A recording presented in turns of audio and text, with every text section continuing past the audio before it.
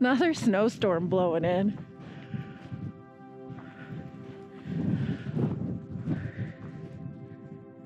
It's so kind of cold again. Not as cold as it could be, but yeah.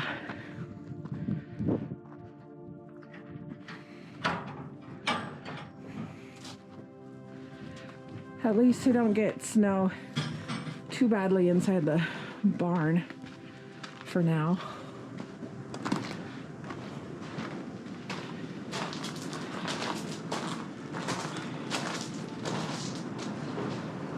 Hi, back on the bus.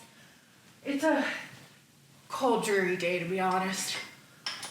Not gonna lie, I'm kind of dragging here. But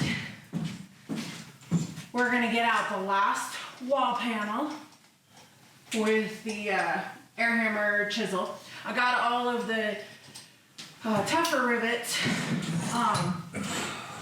punched out last time, so we should just need the air hammer and chisel. They're all sharpened back up, so it should take maybe an hour or so to get that done.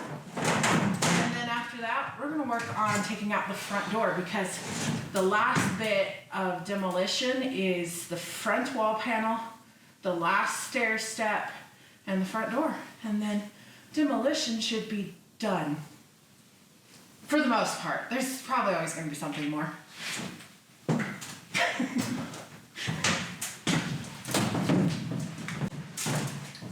Okay, we've removed most of the panels that are riveted on at this point. Probably maybe about 20% of it left with this wall down below, above the chair rail. Tools that we've been using though, if we haven't explained this before, air tools are essential. I suppose you could try to drill these out, but it would take forever and not be really worth the effort. So we invested in air tools. I tend to be a little frugal, so I shop at Harbor Freight and get their prosumer line. The McGraw seems to work a little better. The Chief is all right. Chief brand is all right. If I had to do this over again, I'd probably get 2 McGraw air hammers, but it's fine. Pretty simple. Use the punch to punch out the steel stems within each rivet.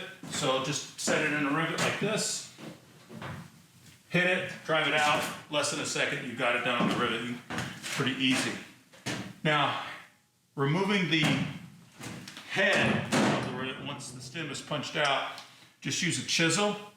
It's important, in my opinion, and I appreciate Wolf Dog buses for pointing this out. It's much easier for the chisels if you sharpen them, to use the chisels if you sharpen them. The heads come off about 3, 4, 5, 6 times faster than if you use a blunt chisel. So these are cheap, especially at Harbor Freight, so putting a good tip on them, a good edge on them is not really that wasteful considering how much it saves you. Be careful when you're doing it around the windows to not accidentally hit them. That air hammer can easily crack the window. Always point down with your chisel on those rivets that are just beneath the windows or around the windows. Problem with them is if you slip, which I did, and busted a window, it just takes a small tap, and of course the window's just going. So lesson learned. That's okay. I'm trying to delete the window, so go good.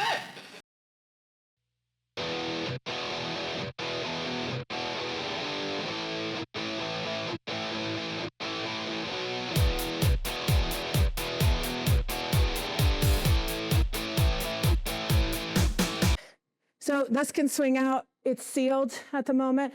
I'm not planning to use the windows that way, so I'm gonna leave it sealed because I don't actually need to take out that piece.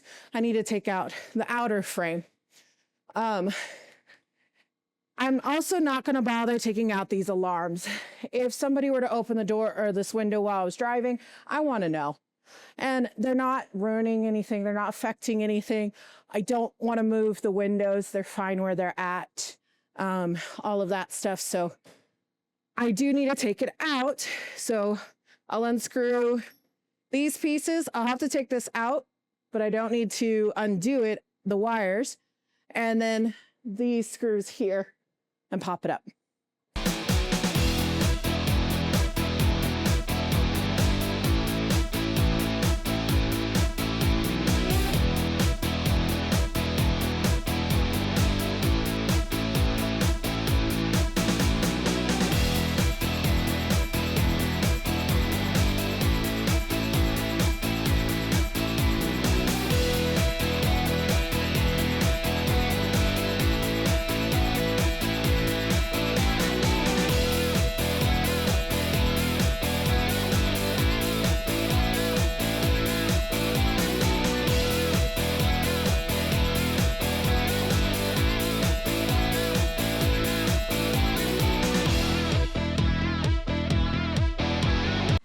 If you've only got one driver, I highly recommend getting a bit holder. So, and one of the easy collars. What do you need? Sorry. Oops. To make it easy to switch out, but if you've got two drivers, you could do that too. Use two.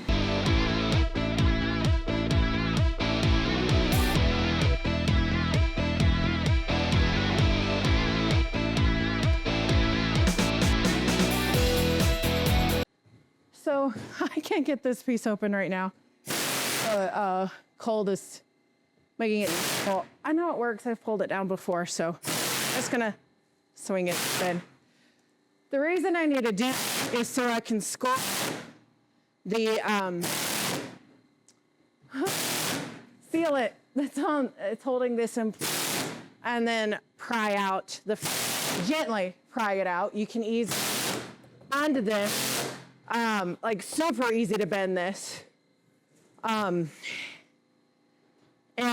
we discovered on all the other windows that this is just how to install the sealant from the outside and then a tight on the inside, and it has rubber, it gets a gasket, something like that. Getting a little more sealant. How you put it, to be honest. A tighter fit. And so you can hear like the feeling holding it in place. So I need to explore that and then pry the frame from the end. And there's some down here underneath snow. But again, gently pry it out. Honestly, didn't feel it is in really good condition, in way better condition than the part of the bus.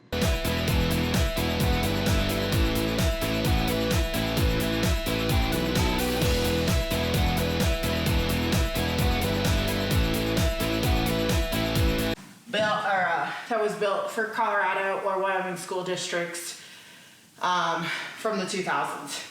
Highly, highly recommend them. Ooh, let's get that out of the way. One thing, the dealer, Rocky Mountain Bus Sales, they said that Colorado school districts and Wyoming school districts generally, not all of them, but generally, get custom buses that are a bit safer and more comfortable to use. So they're better made than a few others comparatively. So I got a good platform to build on as far as the bus goes.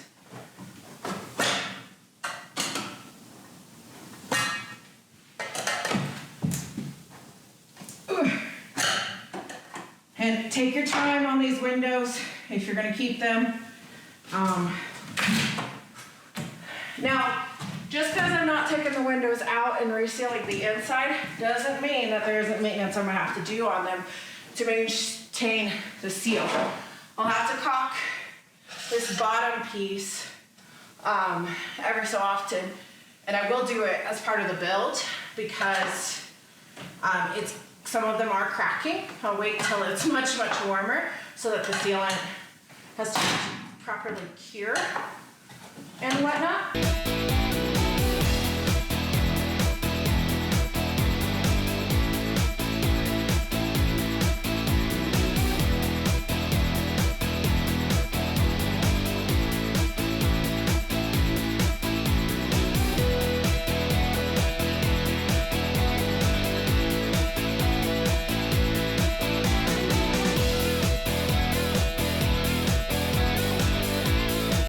Show you from this side where it was sealed. You can see on the bottom it's sealed. They also went ahead and sealed the top, even though they have this rubber piece here as a sealer. They glue, looks like a clear sealer they use on the top. That's what was giving me extra problems on that corner. But they don't put anything on along the edges because I think, I'll get this set down carefully.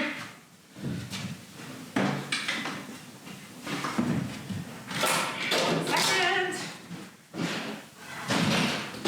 Because they have this lip here to keep the moisture from getting too much inside. It would come along the bottom. And it doesn't look like it can get into the hat channel. That's pretty well sealed. Like I said, this is a sturdy bus. Well made. I'm glad I spent the extra money.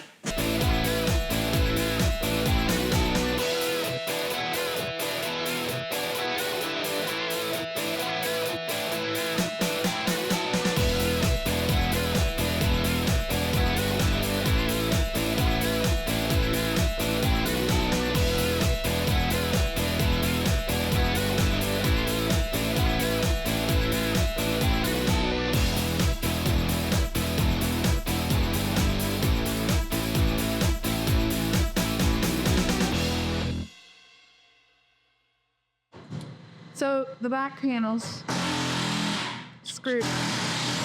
Work on those. In audio.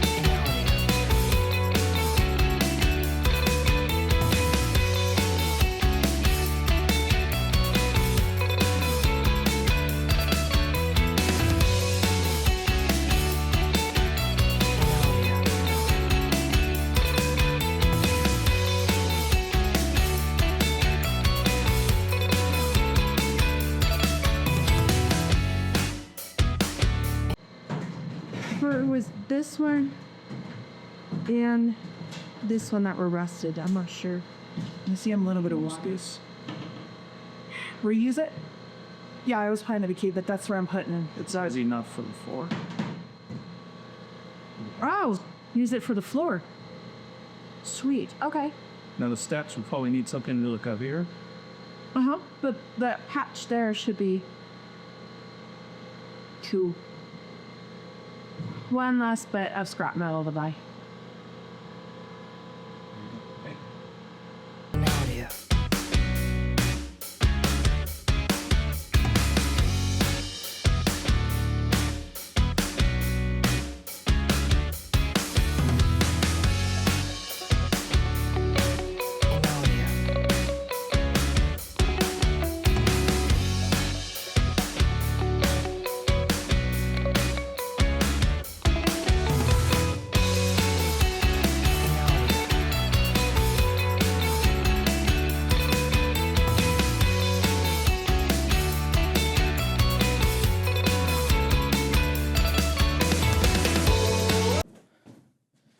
glass wall panel coming out.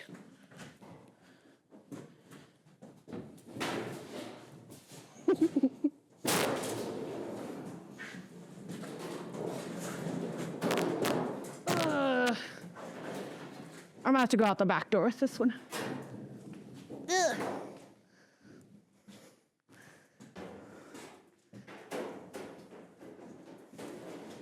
I know, cables and stuff.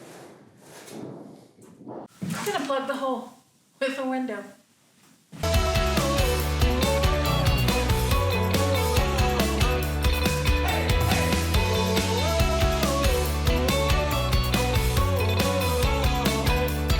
I think we're good. Well, screw stuff in. Seems a lot of us has used this design here where they have a washer holding the frame in on the hat channel. Oh, wrong direction. There we go.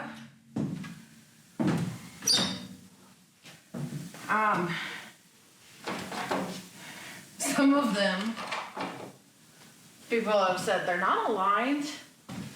They're not level with each other. Although it appears on mine they might be.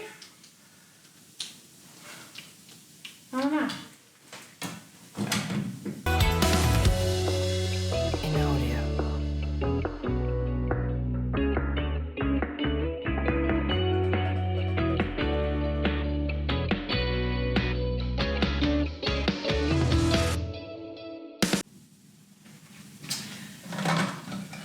When you're taking out any of these emergency switches, make sure they aren't tied to the ignition. There's one on the door in the back on the lock. Yeah, on the lock. If it's closed in the locked position, it won't allow the ignition to start. So when you're dismantling it, if you're going to dismantle that, make sure you do the proper loop, whether it's closed or open. I'm not sure which it needs, so that you can still start the ignition. But similar on these, make sure every time you do something that you're still able to start your vehicle. I don't remember if this one's tied to it or not. Yeah. Yeah. These plates go this way with the surrounded piece on the inside so it catches and creates a seal. That one I'm gonna tighten now.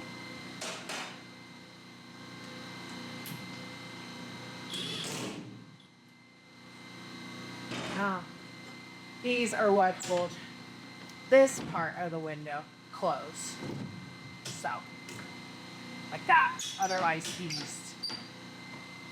Yeah.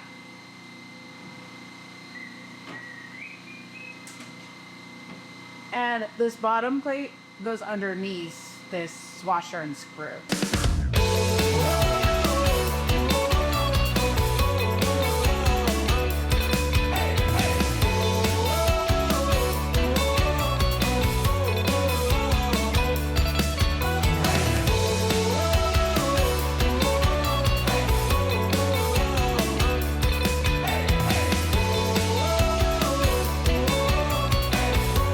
I'm gonna leave those loose until I have both of these plates on, and then make sure they're seated correctly to catch the handle. No. There you go. That didn't work.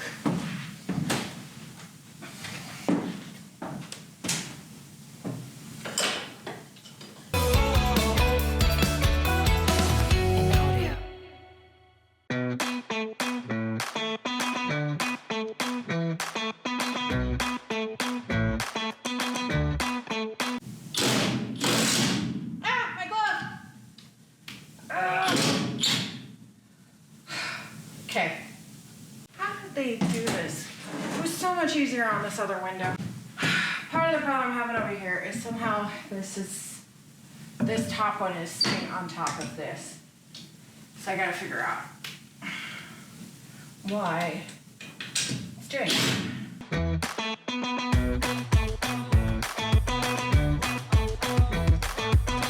Well, this one's not easy to open. The problem is this top plate is sitting on top of the plate for the switch, the alarm switch. I don't think that's what was supposed to happen because that's not happening on the other one, so makes it a little harder to open this window as an emergency window. Tighten these back down and I'm done. Alrighty. Dad's handling some stuff for work. I am going to work on this back panel. This piece here is gonna be trickier. It's got the alarm there, alarm trigger there, and then there's an alarm trigger for this piece. I know for sure that the alarm in here is tied to the ignition.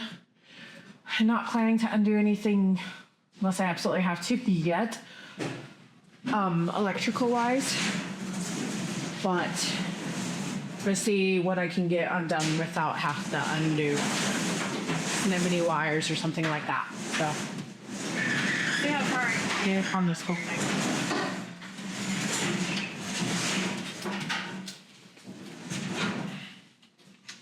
Can you set the heater up when you get the sheets?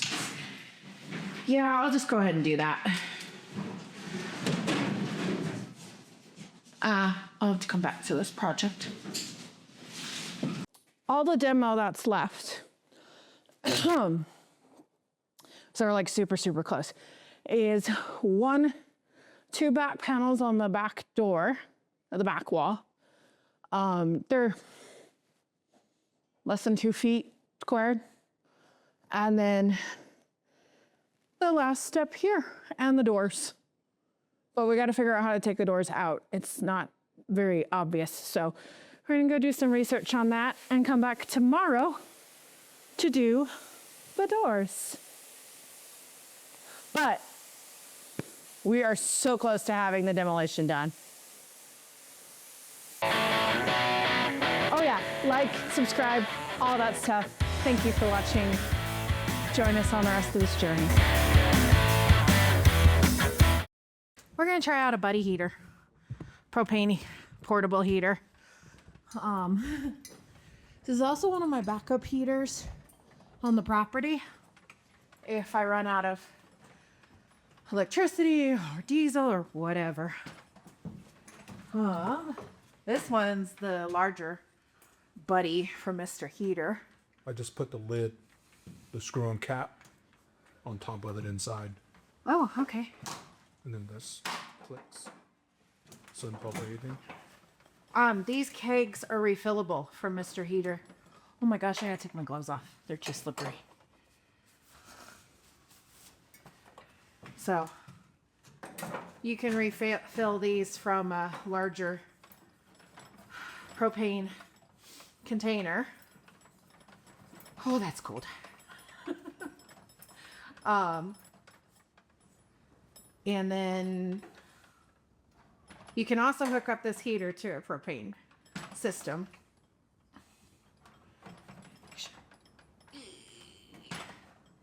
That's it. It's just find the regulator and twist it in, I guess. Okay. Twist to pilot it. You gotta actually push it down and twist. And then off, it's up. So you push it down, hold that for 20 to 30 seconds to initiate propane flow. And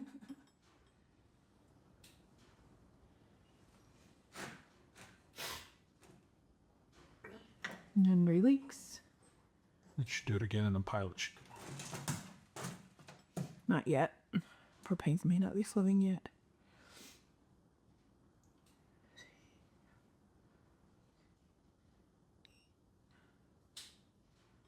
I can smell propane. Okay, release it then. Now try. It's not clicking. Should be some kind of click for the igniter.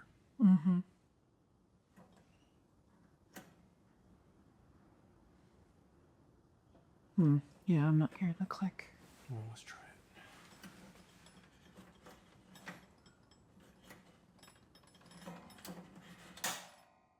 Oh, twist it back with it pressed down and then, okay, that did not make sense. So, yeah, I can see it. Gotta hold it down. Yeah. Okay, it's a little trickier than the video said. So, first you push it down to get flow from your propane, and then once you can start smelling some of the propane coming through, release the pilot, click it back to off, push it down, and twist it over to pilot, then hold it down until it sparks. Might take a moment because there hasn't been flow with the propane. This one's the Mr. Heater Big Buddy. It's like 4,000, 9,000, and 18,000 BTUs. You just push it down slightly, not as far down as the first two, to get to low, Okay. high.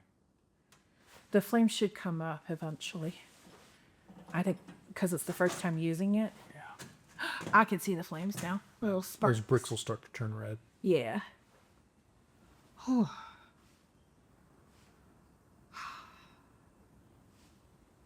That's so nice.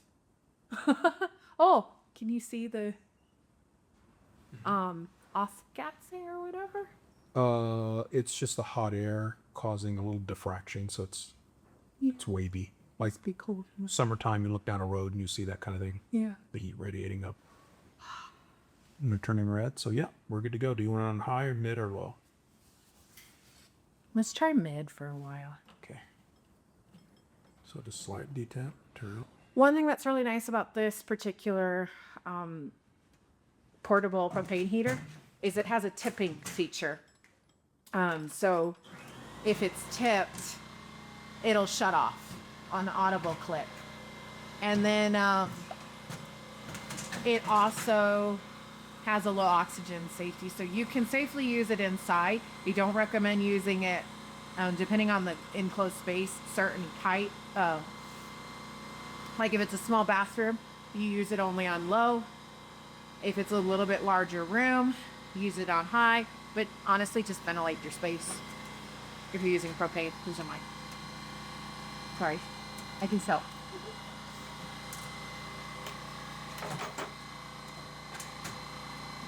You can turn it up if you want. Alrighty. No, we just needed a few degrees warm. We don't need it warm, but we need a spot to get warm and maybe bring it up a few degrees in a low period.